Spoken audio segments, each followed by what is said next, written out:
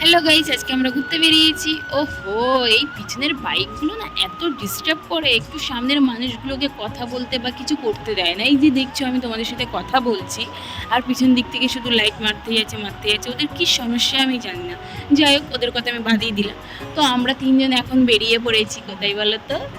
চলো দেখতে থাকো বলছি। তো কথাই বলে না, তিন তিগারা কাম বিগাড়া, এরকম কিছু একটা। তো আমাদের সেরকম কিছু না, আমরা তিনজন মানে যেখানে সেখানে চলে যেতে পারি। তো হুট করে আমাদের ঠিক হলো আমরা চা খেতে যাবো কোথায়, পাটুরিতে। তো কথা মতন আমরা বেরিয়ে পড়লাম চা খেতে। তো সোজা চলে আসলাম পাটুরিতে, আর ওখানে এসে একটু চা খেয়ে একটু আড্ডা করে আবার দিন আমরা ব্যাক করি বাড়ির দিকে।